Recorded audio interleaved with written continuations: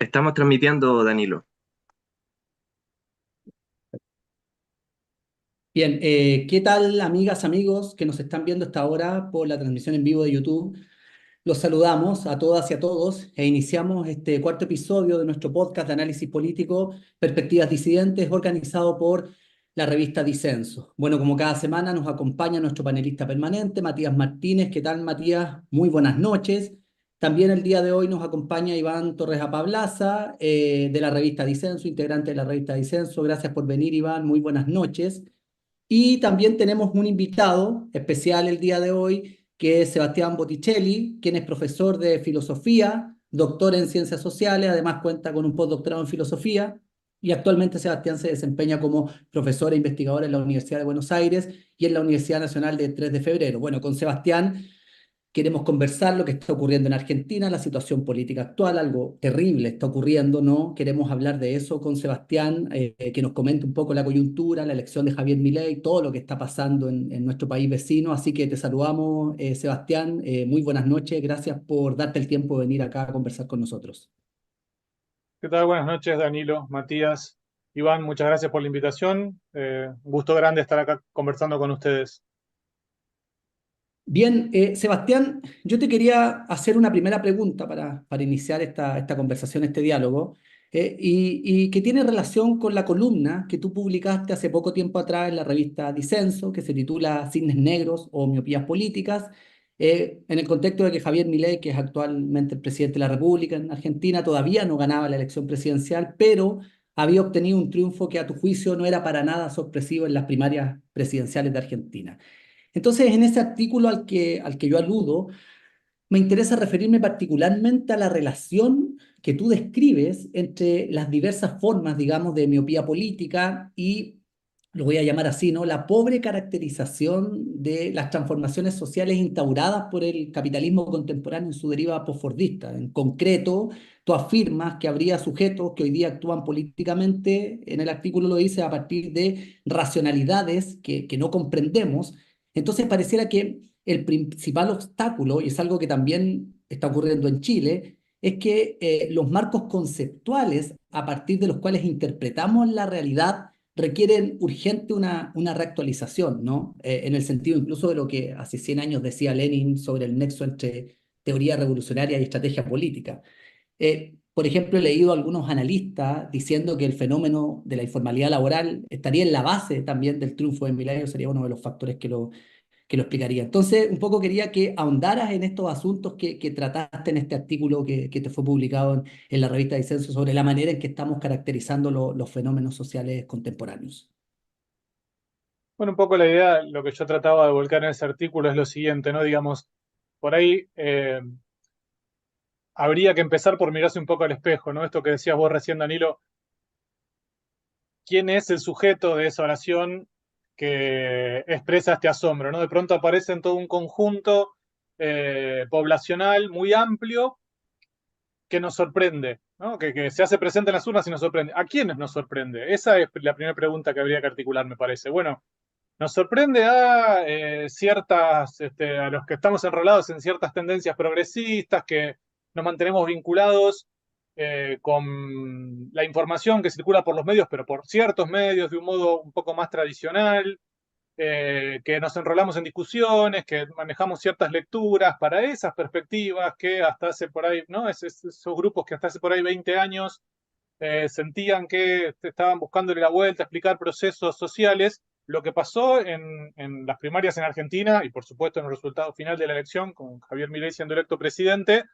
nos sorprendió. Y entonces la columna estaba escrita en primera instancia en clave de autocrítica, ¿no? Estamos hablando de, en el caso de las primarias, un 30% del electorado, en el caso de la elección definitiva, en el balotaje, arriba del 56% del electorado, desde ya que ese 56% incluye muchas otras vertientes que prefirieron a Milei antes que al candidato que presentaba el peronismo. Pero ese 30% primigenio eh, nos sorprendió a todos los que estamos de este lado de la línea, digamos, de los pensamientos, los que buscan el pensamiento crítico, lo popular, lo progresista. Y me parece que nos sorprendió porque tenemos los radares oxidados, un poco lo que decías vos, Danilo, ¿no? Hay nuevas formas comunicativas, hay nueva dinámica de construcción de la subjetividad y hay nuevas racionalidades que vienen operando ya desde hace 20 años y que nosotros no hemos alcanzado a registrar. Me parece que nos hemos acomodado en cierta manera de explicar un conjunto de procesos.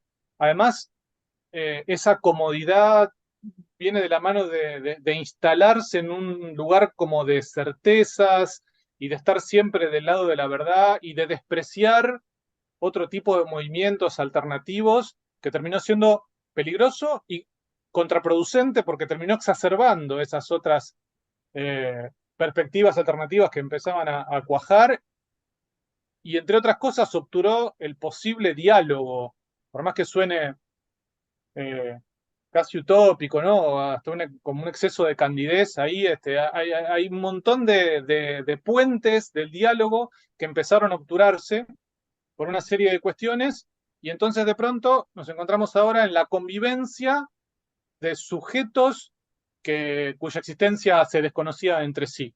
Digamos. Un poco la idea venía por ahí. Entonces, rápidamente lo que deberíamos hacer es desarrollar reflejos para salir de esa sorpresa, pero a algunos todavía nos está costando bastante, me parece. Y vuelve a instalarse un discurso en donde empieza a jugar una perspectiva moral y en donde siguen señalándose que hay personas que votan mal, mientras otras personas, por contraposición, sería que votan bien, personas que votan en contra de sus intereses, cuando yo estaría entendiendo mejor cuáles son los intereses de ese otro, a quien desconocía y me sorprende su presencia. En fin, es un momento complejo, ¿no? Para la teorización, para el ejercicio de pensamiento crítico, me parece. Por lo pronto, lo que yo intento, digamos, en favor de lo que trato de abogar es en principio, una autocrítica respecto a las categorías como la que veníamos pensando. Aquí en Argentina, el actual gobernador, segundo mandato electo, el gobernador de la provincia de Buenos Aires, hizo una sugerencia que me resultó muy potente al respecto. Durante la campaña dijo que el peronismo o el kirchnerismo, creo que se refirió al peronismo, tenía que dejar de funcionar como una suerte de banda tributo a sí misma, ¿no? Como podrían ser hoy, no sé, los Rolling Stones, y empezar a tocar música nueva. Y eso generó un conjunto de polémicas. A mí me pareció una observación bastante atinada desde ese lugar. Sebastián, muy buenas noches. Gracias por estar compartiendo aquí con nosotros y como ya te adelantaba, quería llevarte a una cuestión que has mencionado ahora en tu respuesta, que está presente en una reflexión que tú realizas en una columna de opinión que se llama Voto Calificado, cuidado con lo que deseas. En esta reflexión que tú realizas, que me parece también estuvo presente en nuestro medio a propósito de las últimas coyunturas electorales, sobre todo del primer plebiscito de salida que se verificó el 4 de septiembre en nuestro país, mucha gente empezó a decir, y también la clase política, ¿no? Hay un voto malo, hay un voto que es contrario a los propios intereses de la ciudadanía. Y el proceso constitucional que le siguió en parte tomó como premisa, ¿no? Que había una cantidad de gente muy grande que había votado mal en un primer comienzo y se debían modificar las estructuras y las reglas electorales para este segundo intento porque la gente no tenía conocimiento acerca de lo que se votó. Las reglas electorales fueron modificadas de forma sustantiva, ¿no? Entonces, yo quería realizarte en este contexto, ¿no? ¿Qué es lo que se vota en Argentina? ¿Por qué no se vota mal? Y tras esta, una pregunta final, ¿no? ¿Cómo es posible que en el marco de tus preocupaciones, ¿no? ¿Desde dónde comienza esa apertura? En el marco de tus preocupaciones tenga que estar una defensa del voto universal. Eso me resulta un poco llamativo, ¿no? Porque ¿cuál es el calado de la derrota para que tengas tú que salir en una columna de opinión indicando, atención, cuidado, esto puede significar otro tipo de cosas que ya conocemos y viene de vertientes, ¿no? Que son contrarias a los ideales que hemos defendido por muchísimos años. Entonces, te quería llevar a esa opinión que tú has realizado, ¿no? ¿Qué se votó en Argentina? ¿Por qué no se votó mal? ¿Y cuál es el calado de la derrota para que Sebastián Botticelli tenga que poner un punto, ¿no? En defensa del voto universal? Bueno, yo no sé si no se votó mal en Argentina, yo no sé si se votó bien en Argentina. Eh, lo que me preocupa marcadamente es un conjunto de discursos que, en este sentido, sí, esto no es una novedad absoluta, esto ya viene pasando dentro del campo, vamos a ponerle este nombre general, dentro del campo nacional y popular, en donde se incluiría el peronismo junto con otras fuerzas políticas identificables, ciertos progresismos, ciertos de tendencias socialdemócratas y demás. Desde el 2015, en la elección que gana Mauricio Macri, lo que empieza a escucharse al interior de ese campo es de que hay un amplio conjunto poblacional que ha votado mal, que ha votado en contra de sus intereses, y que sin utilizar este nombre empiezan a especular con alternativas respecto de ciertas condiciones que tendrían que establecerse y que las personas deberían cumplir para que poder acceder o volver efectivo su derecho al voto. Y a mí esa deriva me resulta peligrosísima, por una serie de cuestiones, a ver si puedo armar algún tipo de punteo. Hubo una publicación intelectual de larga data aquí en Argentina que en el 2015, en el 2016 publicó un número que se titulaba ¿Qué es esto? El referente de esa pregunta era el gobierno de Mauricio Macri. La sorpresa, de nuevo, por el triunfo de una fuerza que no tenía historia política más que al interior de la capital y dentro de la capital, dentro de la ciudad de Buenos Aires, que gobernó Mauricio Macri durante varios mandatos. Eso no iba más allá de una década, un poco más, en años. El progresismo se siente sorprendido porque de pronto el país se inclina por esa opción electoral. La pregunta es, ¿qué es esto? Pasó el mandato de Mauricio Macri, pasó el mandato de Alberto Fernández, un presidente peronista, y el progresismo se encuentra revisándose nuevamente la misma pregunta. Y ante esa pregunta hay un montón de reacciones que vienen a cuestionar la capacidad de los votantes. Yo no me siento en condiciones de afirmar si los votantes en su conjunto en Argentina están o no están en condiciones de hacerlo. Lo que sí me atrevo a señalar es que es muy peligroso poner en duda el principio democrático que establece que una cabeza tiene que ser igual a un voto. Y con esto me estoy remitiendo a la ilustración de más vieja data, ¿no? Se trata de un principio. Y al empezar a decir que tal persona vota porque no termina de comprender unos elementos básicos que debería entender, se está utilizando desde el campo nacional y popular un argumento que es equivalente al que desde el lado de enfrente señalan que hay personas que votan a cambio de algún tipo de prebenda, algún tipo de plan social, algún tipo de beneficio económico directo, con lo cual su voto no debería ser tenido en cuenta por ser considerado ilegítimo. El argumento es equivalente, solo que incluye ¿no? una condición ahí casi epistémica, podría decirse. Y a mí me llama mucho la atención que del campo nacional popular se sostengan esa clase de cuestionamientos, olvidando lo que han significado para nosotros los momentos más oscuros de nuestra historia, no solo en Argentina, sino en toda Latinoamérica, en todo el cono sur, en donde las democracias estuvieron suspendidas. Y al decir que las democracias estuvieron suspendidas, estoy usando un eufemismo, ¿no? Las democracias han sido interrumpidas por las dictaduras. En el caso de la historia de Argentina, la mayor cantidad de años del siglo XX, Argentina se encontró bajo gobiernos dictatoriales. Y estar, digamos, como poniendo en duda esas bases democráticas tan sensibles, nos asoma un riesgo que a mí me alarma, sinceramente. Menos por una cuestión de principio ético que por una cuestión estratégica. Ahí, en la especulación de los condicionantes que podrían tener los votantes y de cómo eso podría ser distinto para que en definitiva la elección termine dando el resultado que yo prefiero que tenga y no el que por ahí prefiere otro, es decir, no aceptar en última instancia, ¿no?, el juego democrático de fondo. Se ponen en riesgo una serie de cuestiones que son para mí sumamente sensibles. El camino inverso, mucho más incómodo, es el de suponer lo inverso. Aquí nadie vota mal, nadie vota en contra de sus intereses. Lo que hay que entender es por qué hay personas que entienden que sus intereses están canalizados en determinadas opciones políticas. Y desde un lugar ya mucho más del orden del proselitismo y demás, tratar de ir a convencerlas con opciones que sean, generando opciones que sean superadoras. Eso es lo que el campo nacional y popular de varios años a esta parte ya ha dejado de hacer. No sé si te contesté, Matías, podría seguir, pero por ahí articulamos la cuestión un poco, de una manera un poco más dialógica, como prefieren. Iván, yo no sé si tú quieres Sí, consultarle. a propósito, Sebastián, de retomar lo que tú dices, ¿no? De que la gente no votaría en contra de sus intereses. ¿Cómo poder explicar de alguna forma este voto, ¿no? A un proyecto radicalmente neoliberal en Argentina, y sobre todo en el contexto de décadas de gobiernos, podríamos decir, progresistas o ligados a ciertos aspectos del peronismo. ¿Qué lectura tienes de eso? En dos planos, ¿no? En el plano político, la política formal e institucional por una parte, el proyecto peronista, ¿no? Y por otra parte, una cierta analítica de la política en el campo popular, ¿no? O en la sociedad. ¿Qué pasó ahí? ¿Cómo te lo explicas eso? Eh, em- Empezaría para responderte, Iván, haciendo un asterisco, que el proyecto que encarna el presidente Milei sea abiertamente neoliberal es algo que todavía habría que revisar. Yo le pongo este título, ¿no? Digamos, el gobierno de Milei lleva 40 días.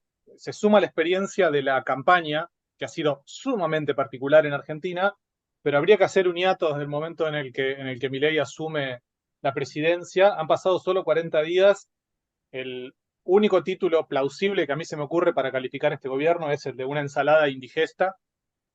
Hay elementos que son del orden del neoliberalismo de la escuela austríaca, pero hay elementos que están tomados de otras vertientes del anarcocapitalismo y elementos de las tradiciones más rancias, eh, terratenientes argentinas, y en medio de todo eso, esto por ahí después lo podemos conversar más en profundidad, me parece a mí que el desafío del pensamiento crítico pasa por pensar efectivamente dónde está la novedad en esto.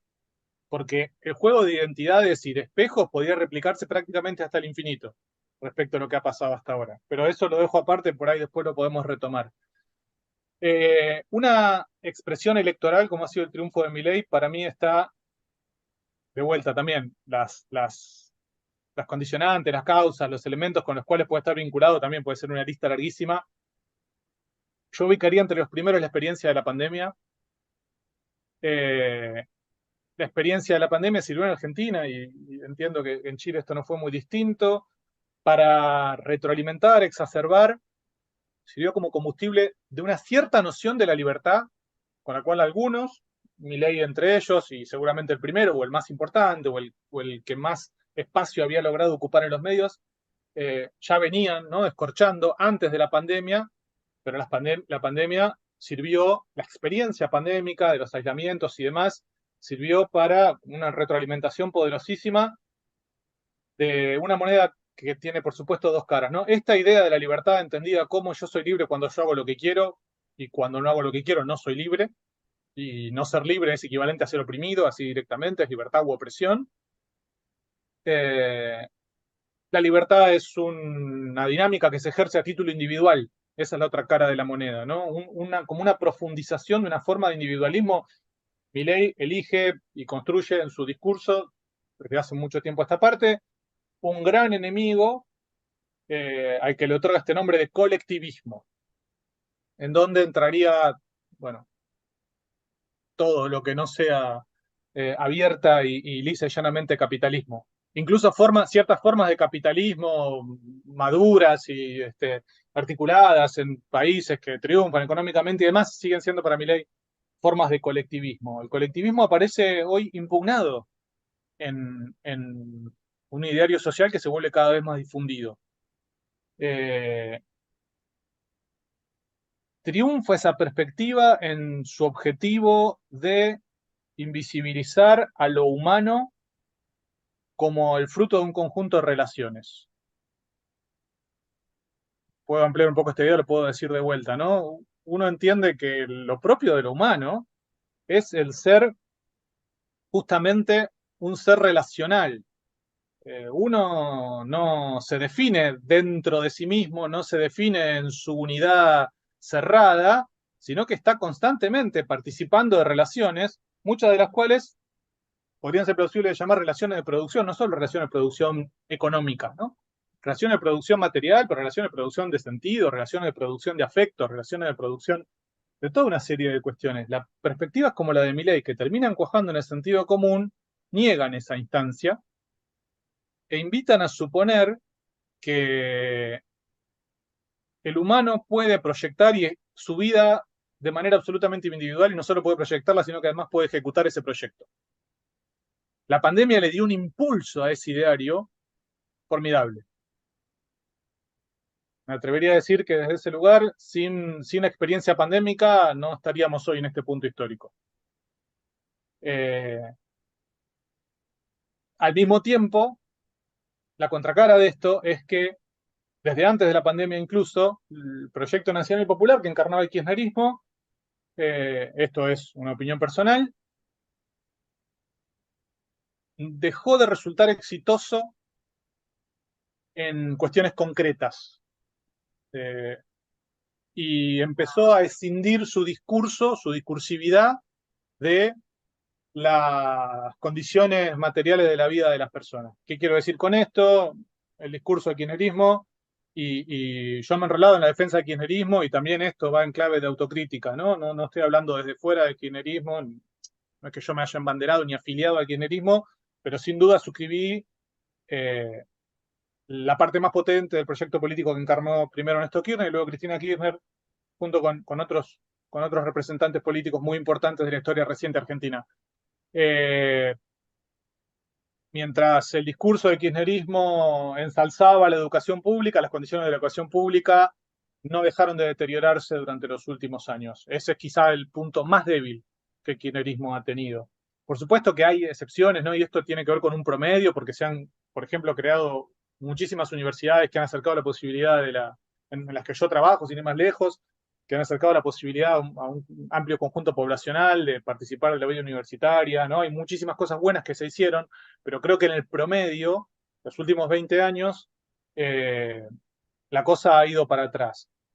El sistema de salud es muy complejo en Argentina, también ha sufrido deterioros en muchos niveles, pero por sobre todas las cosas, una cuestión de precarización de las condiciones de trabajo, que eso no es una responsabilidad directa del kirchnerismo, porque acá, ¿no?, tendríamos que pasarnos a hablar, ¿no?, de las condiciones del nuevo capitalismo mundial, cuestiones que creo que ya han aparecido, sin duda en el marco de la revista Disenso y de estos podcasts también, pero que el kirchnerismo poco ha podido hacer para paliar esas consecuencias. Esos son los elementos que para mi entender, colaboraron con la producción de estas nuevas subjetividades que el radar de las perspectivas nacionales y populares no alcanzaron a captar y que se sorprendieron con su aparición con el 30% de los votos de Milei en las primarias argentinas. Podría seguir nuevamente, pero si quieren, vamos y venimos. Sí, sí, Sebastián, yo te quería consultar sobre algo que mencionaste al comienzo, de que no estaríamos en condiciones de señalar de manera categórica que el gobierno de Javier Milei es un gobierno neoliberal, ¿no? Lo pregunto fundamentalmente porque en algún momento, ¿no?, le preguntan a la derecha chilena sobre qué opina de la propuesta de Javier Milei de cerrar el Banco Central en Argentina para este tema de la dolarización, y se lo consultan fundamentalmente porque yo diría que una de las premisas del neoliberalismo tiene que ver justamente con la autonomía del Banco Central en la creación monetaria. Entonces, ¿por qué te lo pregunto? Porque hay unos artículos de Mauricio Lazarato, tal vez tú los has visto, donde el diagnóstico que él propone es que en definitiva el gobierno de Javier Milei se enmarca en el fin del neoliberalismo, ¿no? Y lo que ha ocurrido es que las condiciones que ha generado este capitalismo en su deriva postfordista ha terminado recreando una especie de viejo poder oligárquico, pero en modalidades actualizadas que simplemente desconocemos. Y ahí voy al comienzo de lo que te decías tú, los mecanismos de diagnóstico que tenemos son precarios y hay que reactualizarlos fundamentalmente porque estamos frente a una forma histórica de poder que desconocemos. Entonces la respuesta más fácil es decir, claro, es un gobierno neoliberal y se lo atribuimos a las políticas privatizadoras, no en términos macroestatales. Pero hay una dimensión que no estaríamos leyendo que tiene que ver con la crisis del neoliberalismo que Lazarato la sitúa desde el año 2008, que no se ha resuelto, caracteriza al gobierno de Javier Milei como un ultraliberalismo que tiene características autoritarias. Entonces, claro, me gustaría que ahondaras en eso, ¿no? Acerca de que no es tan fácil decir es un gobierno neoliberal. Tiene características que son distintivas y me centraría en ese punto de que él quiere romper con la autonomía del Banco Central en la creación monetaria para dejarle esa labor, digamos, a la Reserva Federal Norteamericana, que eso significaría la dolarización de la economía. Bueno, desconozco esos artículos de Lazarato, pero sin duda los buscaré y los leeré, porque siempre es un autor muy nutritivo lo que propone el italiano. A ver, con un conjunto de colegas y amigos, formamos grupos de investigación de varios años esta parte ya, en donde nos consideramos, yo nos pongo este nombre, neoliberalismólogos. Tengo la suerte de compartir mi trabajo con varios de los mejores neoliberalismólogos que hay en Argentina. Puedo empezar por aquí. Sabemos que hablar de una identidad neoliberal es un problema, sabemos que no hay ni economista, ni político, ni filósofo, ni pensador que se identifique a sí mismo como neoliberal, por lo menos de 1970 para acá. Entonces, cuando hablamos de neoliberalismo, yo suelo decir esto en mis clases, el neoliberalismo es una suerte como de fantasma que el crítico tiene que crear o tiene que encarnar de alguna manera, ¿no? Nosotros señalamos determinadas cuestiones y decimos eso o eso no es neoliberalismo, o hasta aquí llega o a partir de aquí no llega. Las explicaciones mainstream del neoliberalismo apuntan centralmente, permítame el trazo grueso, a las enseñanzas de la Escuela de Pensamiento Económico austríaca, a los cuales Milei cita a menudo. Lo que pasa es que cita a los austríacos, pero cita también a Rothbard, que no se corresponde con lo que dicen los austríacos. Entonces ahí empezamos ya de movida. Lo primero que hay que decir respecto de esto es, utilizo la expresión de una investigadora argentina que tiene unos trabajos muy, muy significativos que se llama Verónica Gago, que ella habla de expresiones bastardas del neoliberalismo. Si lo que Milei ejecuta es neoliberal, no lo es en el sentido en el que Mises reivindicaba la necesidad de una renovación del liberalismo. Por lo menos no lo es en todo ese sentido. Además, creo que Mises, en muchísimas de las cosas que Milei por lo menos sostiene, no estaría de acuerdo, además estaría en contra. Lo mismo pasaría con Hayek. Otro tanto con Friedman, hasta un punto. Entonces ahí ya tenemos, ¿no?, estas tres grandes figuras de Viena y de la Escuela de Viena y de la Escuela de Chicago, cuya doctrina en nuestras tierras latinoamericanas se ha implementado siempre parcialmente y por gente que no eran los modelos que estos, ¿no?, empresarios, para el caso de los de Viena, empresarios con una suerte de añoranza del imperio austrohúngaro, ¿no?, querían restaurar. En el caso argentino, los primeros experimentos neoliberales fueron implementados por representantes de la oligarquía terrateniente, gente que en gran medida repugnaría la sensibilidad, uno creía, ¿no?, de los austríacos. Bueno, esto podría revisarse, pero refuerza esta idea de lo bastardo, lo mestizo y de la ensalada indigesta. ¿Qué es el neoliberalismo? El afán por que el Estado se retraiga. Bueno, sabemos que no ha sido eso en nuestra región. Es el Estado operando en favor de las grandes corporaciones. Si eso es el neoliberalismo, el gobierno de Milei, hasta este punto, repito, van 40 días, la tendencia que ha marcado en estos 40 días, puede que se trate, si eso es, entendemos por neoliberalismo, puede que se trate del gobierno más neoliberal de la historia del planeta. Pero me parece que se queda corto, porque ni siquiera el más neoliberal de los neoliberales que yo llamo mainstream, asumiría la posibilidad de que un presidente en un discurso leído en cadena nacional mencione, en el rubro de modificación de políticas telecomunicacionales y demás, mencione a una empresa como Starlink de Elon Musk, ¿no? Uno imagina al más neoliberal de los neoliberales diciéndole a Milei, no te pedimos tanto, es más, te pediríamos por favor que pares un poco, porque esto se pasa de la lógica de lo liberal para restaurar algo que vos ahí sugeriste, Danilo, me parece, un nuevo formato de un nuevo ejercicio del poder ligado a una nueva dinámica de la producción que, bueno, a la cual el desafío hoy es tratar de justamente nombrarlo, no solo por el hecho de nombrarlo y traer un nombre original, ¿no?, y empezar a publicar una serie de libros en donde hablemos de neoimperio o neo aquello, neo lo otro, pero que tiene características que a mí me resuenan a formas hasta de feudalismo. Una suerte de neofeudalismo, pero allá, lo que pasa es que, claro, el feudalismo, yo no soy especialista en historia tardomedieval ni nada que se le parezca, pero el señor feudal está muy atado al territorio, ¿no?, desde ya, y además el señor feudal, de alguna manera, en el esquema al menos, asumía la responsabilidad de establecer algún tipo de protección para con las poblaciones que estaban debajo de su órbita. Esto es un feudalismo, pero sin esa parte de la protección. Y sin estar atado a un territorio específico, sino subsumido completamente a la dinámica del capital global. Eso no es neoliberalismo, eso va más allá. Sí, Sebastián, una última cosa que me parece interesante lo que tú señales a partir de lo que pasó en Chile con la dictadura cívico-militar, el régimen pinochetista, porque lo que ocurre acá, en Chile particularmente, es que se produce una suerte de articulación entre esta doctrina neoliberal, ¿no? Y los valores social conservadores, ¿no? De hecho, en Chile, la Constitución del 80, que quedó ratificada, aparece como que la familia, ¿no? Esa figura tan tradicional es el núcleo de la sociedad. Entonces, parece que habría que pensar la cuestión de la propiedad privada fundamentalmente a partir de este espacio que es el espacio de la familia, ¿no? Y de la promoción de los valores conservadores, es decir, cómo la privatización de los servicios públicos que implican las políticas neoliberales requiere fundamentalmente la promoción de los valores familiares.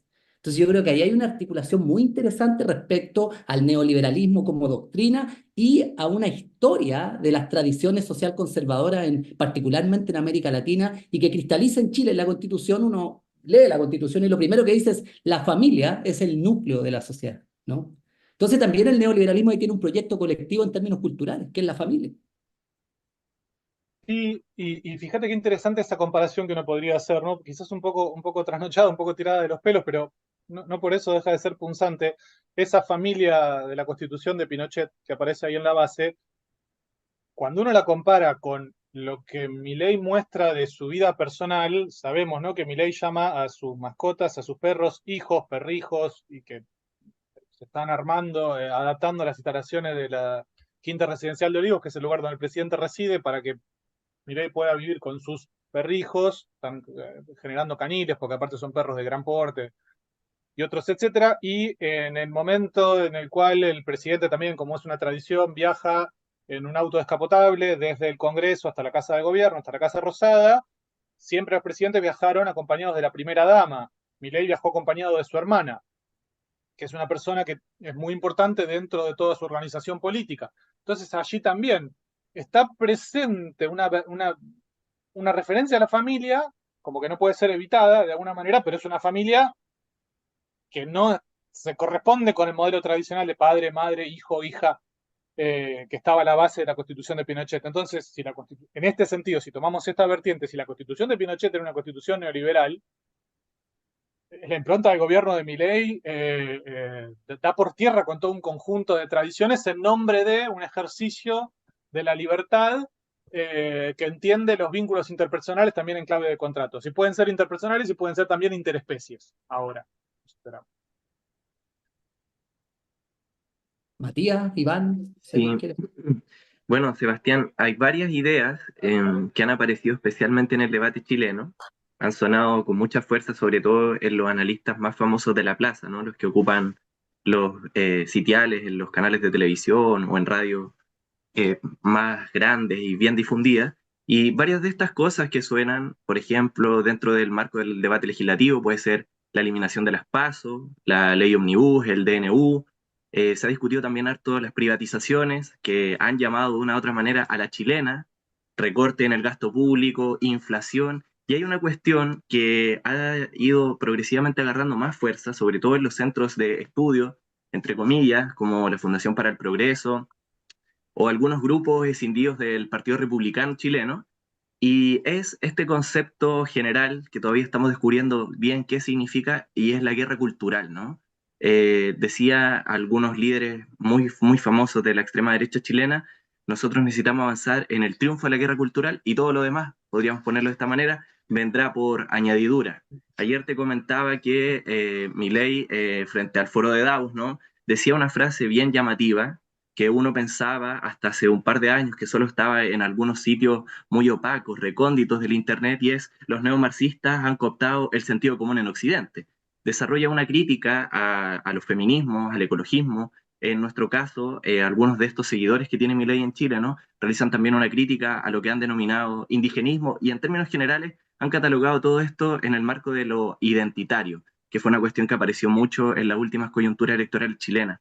Yo te quiero pedir, Sebastián, a ver si nos ayudas a desenredar un poco esta trenza que se ha llamado guerra cultural y un poco mirar qué impacto ha tenido en la sociedad argentina en general, ¿no? Es algo muy difícil de poder identificar, sobre todo porque es un concepto que ha corrido, siento yo, fuertemente en América Latina. no recuerdo en este minuto quién, pero es uno de estos luchadores culturales, venía a Chile y en televisión pública agradecía públicamente a empresarios que habían financiado su estadía en Chile, diciendo la única manera que tenemos nosotros de poder ganar en América Latina, ¿no?, las ideas de la libertad es mediante la guerra cultural y para eso necesitamos financiamiento. Y estos empresarios chilenos nos están financiando y quiero saludarlos públicamente, ¿no? Entonces, me gustaría, Sebastián, a ver si puedes ayudarnos a mirar esta trenza que se ha denominado guerra cultural.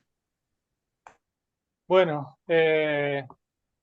aquí sí, en este sentido de la guerra cultural, las expresiones políticas que podríamos llamar más de derecha en Chile, el gobierno de Milei, mucho más que el de Macri, habría que hacer un paréntesis aquí, el gobierno de Milei está montado sobre las enseñanzas que dejó para esos proyectos el gobierno de Macri, sobre todo en el momento de lo que tiene que ver con la búsqueda de implementar reformas a partir de cierto grado de consenso, y aquí viene la cuestión, ¿no?, de esto de la guerra cultural, o de hacerlo de un modo abrupto, como ha hecho Milei con la presentación, aquí tengo anotado después las referencias un poco más puntuales, ¿no?, pero de un decreto de necesidad de urgencia que hizo a los pocos días de su gobierno y la presentación ante el Congreso en sesiones extraordinarias de una ley, una única ley ómnibus con arriba de 600 artículos, que es delirante, ¿no? O sea, Milei entendió que las reformas que su proyecto necesita llevar a cabo hay que hacerlas de un saque, todas juntas y todas al comienzo. Es el comienzo más abrupto de cualquier gobierno que se recuerde por estas tierras. Pero volviendo a lo de la batalla cultural, aquí sí vale la referencia me parece, a los mainstream del neoliberalismo. Mises, Hayek decía que las ideas de la libertad que ellos impulsaban, la forma de liberalismo que ellos entendían que era necesario recuperar de las viejas fuentes de los liberalismos primigenios, bueno, había que intentar convencer a las jóvenes generaciones. Y porque las generaciones que en ese momento eran adultas, en el momento, en la década del 30, del 40, del 50, cuando ellos estaban escribiendo sus libros más importantes, venían de la experiencia de las guerras. Y difícilmente ibas a convencer a una de esas personas que renunciara a la protección que el Estado podía darle, porque en realidad terminaba siendo una trampa mortal. Entonces, los discursos tenían que ser dirigidos a las generaciones más jóvenes, ¿no? El libro más tradicional, no es el más tradicional, pero sí es el más difundido, de Hayek, Camino de Servidumbre, se traduce al inglés, es publicado en Estados Unidos por Reader's Digest, una revista muy célebre, pero de una enorme tirada, como era la revista Selecciones, se llamaba aquí en Argentina, y luego fue también publicada una versión in cartoons, o sea, en historietas, 12, 13 viñetas muy concretas que explicaban por qué aceptar el mandato de una planificación centralizada de la economía iba a terminar eh, eh, en la dominación, incluso en el fusilamiento, como aparece en esas viñetas. Eso está marcado desde ahí, ¿no? ¿Cuál es la maniobra que está puesta en juego en ese punto? El miedo. Vos nombrabas recién, Matías, el discurso de Milei ayer, que dio Milei ayer en Davos. Muchos decían, este discurso huele a Guerra Fría. Lo que está trayendo a colación está agitando fantasmas, pero que esto no se hacía desde 1989, 1990. ¿Dónde está esa amenaza de ese neomarxismo? ¿De qué está hablando? ¿Quiénes son esos? Y cuando Milei empieza a ejemplificar, que no lo hace seguido, porque lo que tiene Milei en su discursividad es una suerte como de oratoria muy histriónica que tira grandes títulos, pero donde aparece la oportunidad de que alguien le repregunte y le pida que desarrolle o que ejemplifique, todo eso se derrumba. Lo que él sostiene, los ejemplos de gobiernos que él pone debajo de ese título, más allá de Cuba y Venezuela, son gobiernos que en el más extremo de los casos serán algo así como socialdemócratas, pero que están lejísimos de cualquier forma de comunismo, socialismo o de nada que pueda entenderse como una tendencia concreta de izquierda. Entonces, se construye un gran fantasma y se agita ese fantasma para asustar. Y lo que se nos dice casi como ¿no? El cuento que uno le cuenta a los niños antes de que se vayan a dormir, de que si no se duermen vendrá, no sé, el hombre de la bolsa a llevárselos, nos dice que ese gran fantasma lo que quiere es adueñarse de nuestra libertad. Por lo tanto, lo que tenemos que hacer es reivindicar y defender la libertad entendida en este modo que decía por ahí que yo refería hace unos minutos. En el caso particular de Argentina, la batalla cultural que personajes como Macri o como Milei, por supuesto que no solo ellos, vienen dando un tiempo a esta parte, en realidad esto no tiene nada nuevo, eh, tiene como eh, contrincante al peronismo. Porque, ¿qué es lo que entienden ellos que es el peronismo? El peronismo es una tendencia que eh, genera prebendas y básicamente empieza y termina ahí, la versión del peronismo, ¿no? que entienden personajes como Milei. Las personas se han acomodado a esa perspectiva y creen que pueden vivir de lo que el Estado les da, pero no entienden que para el Estado darles antes tiene que quitarles, o para darle a ellos tiene que quitarle a otros, y en última instancia lo que terminan haciendo es consumiendo sus posibilidades de su libertad. Los discursos que Milei viene articulando de un tiempo a esta parte, los últimos 2 años a esta parte, 4 años, 5 años a esta parte, y especialmente durante campañas, corrieron el límite de lo que se puede decir en Argentina. Y habilitaron todo un conjunto de ideas que eran consideradas políticamente incorrectas hasta hace poquísimo tiempo. Estoy pensando concretamente en una de las cuestiones que a mí más me espantaron, que es que hubo un candidato a presidente en un debate presidencial en la televisión en cadena nacional, transmitido por todos los canales, ponga en duda el número de los 30.000 desaparecidos durante la última dictadura cívico-militar. Eso no había pasado antes. Y por supuesto no es que Macri esté de acuerdo con ese número, ni en favor de la defensa, ni que le interese particularmente la defensa de los derechos humanos, pero no se había atrevido a tanto. Milei lo hizo. Y abrió la puerta para liberar un conjunto de discursos en donde se articulan ideas nefastas con formas de resentimiento recientes, y aquí de vuelta a la pandemia y de vuelta a las nuevas formas de precarización de la vida y demás, que armaron este combo, la verdad que espantoso, frente al que ahora estamos y que nuevamente van 40 días. Lo digo una vez más, hay un montón de elementos de lo que ha pasado durante estos 40 días al interior, ¿no? de esa batalla cultural que Milei sigue dando, llevando a lugares en donde no tendría sentido ejecutarla, como por ejemplo el foro de Davos. Hay un montón de elementos que pueden ser comparados con un montón de cosas que han pasado en otro momento de la historia, en la Argentina, en nuestra región y también en el mundo. Lo que entiendo yo que es más complicado es tratar de ver por dónde empieza a perfilarse lo novedoso. Yo no creo que esto es algo que nadie sepa concretamente, ¿no? Me correría de la idea de que hay un conjunto de seres siniestros que se reúnen en sótanos oscuros, se frotan las manos y planifican cómo dominar el mundo. Yo no sé si eso sucede o no sucede, lo que no creo que sucede es que esos planes terminen teniendo éxito per se. Me correría desde allí, ¿no? Digamos, aquí también hay que abrir el juego al desafío de pensar el acontecimiento, ¿no? Eso, que pase algo inesperado, por el lado de lo negativo y por el lado de lo positivo también, porque si no, me parece que no estamos haciendo otra cosa más que ajustarnos las cadenas. Perdón si me extendí en la discurseada. Iván. Sebastián, sí, a propósito de lo que te señalas también, ¿no? En esta última parte de tu intervención, preguntarte algo bien específico respecto a la función política del intelectual. Porque claro, tú también eras académico, al igual que, bueno, nosotros, pese a que nos reconozcamos más o menos en ese lugar, ¿no? Pero te pregunto eso porque, bueno, en Chile, luego de la revuelta, del triunfo, digamos, de los sectores conservadores también, hubo una cierta perplejidad, yo diría, en el mundo intelectual, sobre todo en la intelectualidad crítica, o lo que se podría llamar, con muchas comillas, una intelectualidad de izquierda, si es que hay de eso en Chile todavía. Y hablando con otras colegas, compañeros, amigos de Argentina, también me hacían ver un cierto estado de perplejidad en la intelectualidad crítica, por decirlo así, insisto, argentina. Entonces, te quería preguntar también por ese panorama, ¿cómo lo ves tú? ¿Cuál ha sido la respuesta, en este caso, del pensamiento crítico en Argentina? Que sin duda es mucho más fuerte que en Chile, ¿no? Tiene una larga tradición, es muy interesante. Y por otro lado, esto de la función política del intelectual, sobre todo en este contexto que es bastante adverso, ¿no? Nos hemos enterado también acerca de la congelación de remesas, ¿no? De sueldos para los colegas de CONICET. Hay una serie de situaciones que han precarizado mucho más también la labor intelectual. Entonces me gustaría un poco conocer tus apreciaciones respecto a ese problema.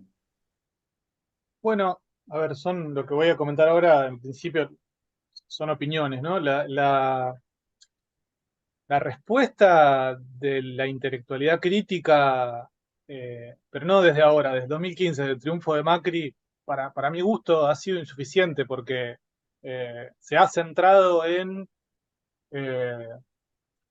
construir y reconstruir y reforzar una suerte de superioridad intelectual y moral desde la cual observan hacia abajo o cual iluminado de la caverna platónica, ¿no? Aquel que ha sido arrastrado fuera de la caverna y bueno, tiene que condescender a regresar, a habitar esa caverna, porque si fuese por él se iría a discutir a las islas de la bienaventuranza con pares, pero como lo importante es el bien de la comunidad, tiene que volver a la caverna y vuelve arrastrando los pies y diciendo, uff, tengo que lidiar con esta gente otra vez. La intelectualidad crítica, en líneas generales, trazo grueso, por lo menos hasta donde yo he alcanzado a percibirlo, y esto por supuesto tiene excepciones, pero a trazo grueso ha mantenido esa actitud y a mí me parece que ya no hay margen para eso.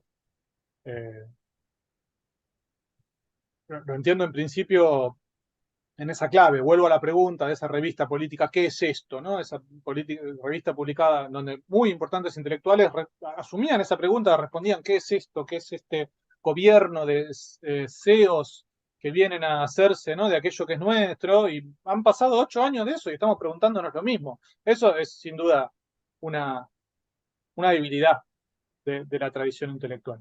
Lo que sucede también es que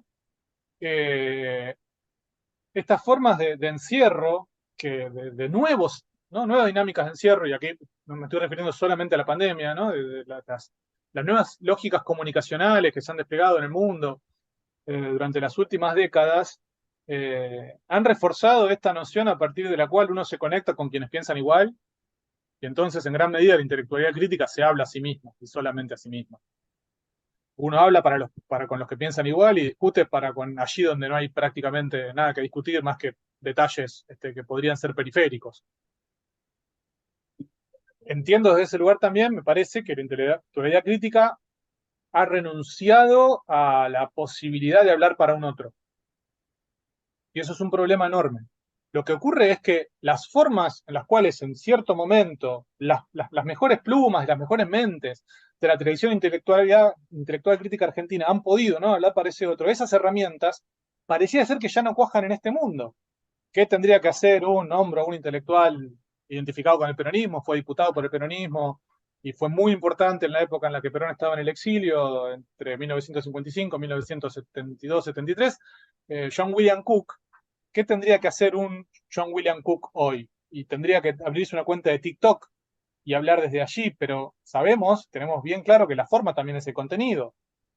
En los 140 o 280 caracteres de Twitter, yo, en el mejor de los casos, no yo, un intelectual de peso, en el mejor de los casos puedo articular algún tipo de insulto ocurrente, alguna forma de ironía, pero eso se diluye enseguida y no cuenta como intervención. Entonces, y acá la cosa ya es mucho más grande, ¿no? Entonces el caso argentino, el caso chileno, va inscripto en una circunstancia que la abarca de un modo mucho mayor, ¿no? Que es que, o sea, podría tener por título esto, el lugar de los medios de comunicación. Entonces es el intelectual puesto a comunicar y puesto a intervenir en ese nivel comunicacional. ¿Cómo se genera eso hoy? Los ejemplos que tenemos, para mí, deja mucho que desear. Y es un desafío eso, ¿no? O sea, cómo generar nuevas formas de comunicación desde la intelectualidad que no por, de alguna forma, buscar ayornarse o generar una potencia mayor, le resten calidad a la reflexión y por sobre todas las cosas simplifiquen aquello que no puede ser simplificado, si no quiere ser, ¿no?, transformado. Por ahí espacios como el de este podcast, me parece que van apuntados a esa búsqueda. Sebastián, te quería mencionar en el contexto también de la elección presidencial de Milei, un debate que yo lo leí en la revista Jacobin Lat, donde Martín Mosquera, me parece que editor o director de esta revista, le impugnaba, digamos, al Frente de Izquierda no haber llamado a votar por masa, fundamentalmente porque hacían una caracterización de Milei distinta y decían básicamente que era un poco similar a Macri, ¿no? Que no era este monstruo, esta amenaza fascista que estaba presente en Argentina y se estaba desplegando. Entonces te lo preguntaba esto fundamentalmente por cómo ves políticamente las condiciones para poder hacer frente a este gobierno, ¿no? ¿Hay procesos de articulación? ¿Existe alguna posibilidad de constituirse como un bloque mucho más amplio? ¿O en realidad el nivel de fragmentación hace difícil poder enfrentar políticamente a este gobierno? Mira, siempre desde mi perspectiva, la foto hoy, como foto, no como película, no como narración, no como trayecto, como foto hoy es de una fragmentación alarmante. Yo no veo en el horizonte cercano la posibilidad de la conformación de un frente, aunque entiendo, y creo que todos los que quedamos, ¿no? digamos, de enfrente de una tendencia como la que ubica a Milei en la Casa de Gobierno, todos entendemos que es necesario la conformación de un frente. Pero para el caso de una tradición política como la de Argentina, los frentes suelen articularse en torno a figuras, y hoy esa figura todavía no está. Eh, el, el, Hay una polémica grande, no voy a profundizar en esto, ¿no? Pero con los partidos de izquierda en Argentina, ese enfrentamiento crítico que terminan teniendo siempre para con el peronismo, eh, bueno, es una polémica grande. No quisiera entrar porque podría llevarnos un rato largo, pero es común que los partidos de izquierda identifiquen todo lo que queda del otro lado de sus límites como lo mismo. Una frase de un candidato de izquierda que luego un poco se desdijo, pero entre 2015 y la elección que siguieron ese periodo, Macri y Cristina son lo mismo, ¿no? Y esa idea, si bien ese candidato después se desdijo, bueno, quedó de alguna forma plasmada, y con lo cual quiero decir que la alianza, estamos hablando de un partido de izquierda que sacan un 5% de la representación electoral, ¿no?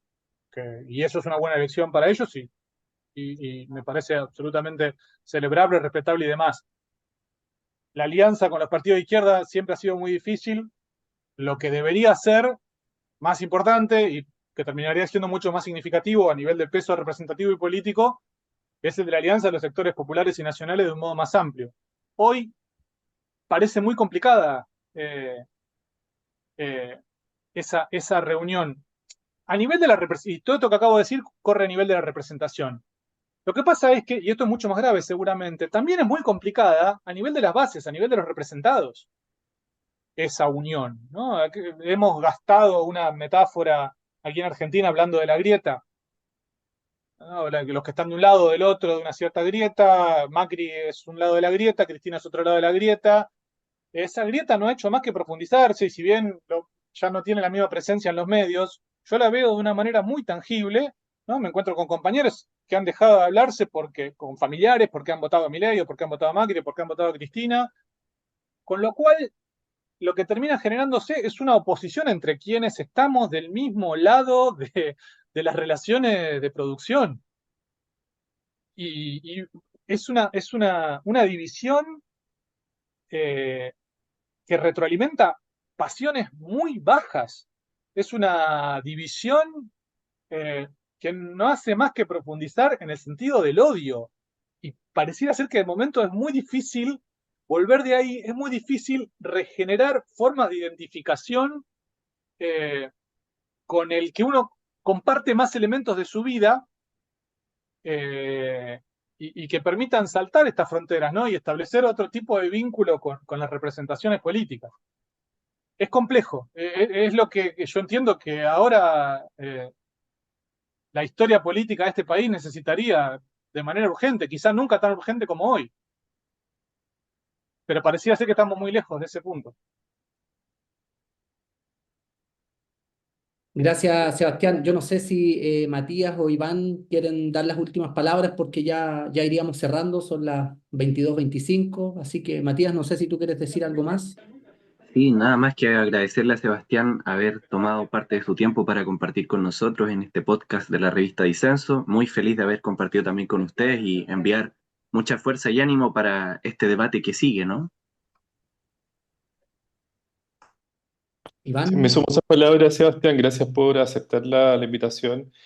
Sé que sabemos que tienes una agenda apretada. Bueno, y las cosas en Argentina no están nada fáciles, así que te agradezco mucho haber compartido con nosotros este análisis, tus ideas, y bueno, vamos a seguir atentos también a lo que siga sucediendo allá. Bueno, yo les agradezco muchísimo esta invitación, enorme disfrute formar parte de este espacio y poder hacer estos comentarios y articular y ver que ¿no? Nuestros problemas son particulares de cada nación y también son regionales, y así como digo, la articulación de lo que en Argentina se conoce como un lado y otro de la grieta, la articulación de un lado y del otro de la cordillera, y del norte y el sur y demás, nuestra región siempre ha sido para nosotros una cuestión fundamental. Por ahí terminar, ¿no? Como para que no quede en lo que yo he podido decir o aportar el tono de este tono pseudo trágico que terminan teniendo mis comentarios. Lo último que acabo de decir, recuperando esta idea de la necesidad de superar la grieta y de generar una forma de identificación como una invitación y como un objetivo a plantear, ¿no? Y desde la política, pero aquella que se ejerce en el sentido más cotidiano y mucho más del lado de los representados que del lado de los representantes. Entiendo que ese es el camino al que deberíamos apuntar y que sería bueno que pudiéramos transitar en los tiempos por venir. Muchas gracias, Sebastián. Bueno, nosotros nos estamos despidiendo. Nos vemos la próxima semana con más perspectivas disidentes para seguir abordando asuntos de la contingencia, tanto nacional como internacional. Muy buenas noches y escúchenos después en diferido por Spotify. Chao, chao.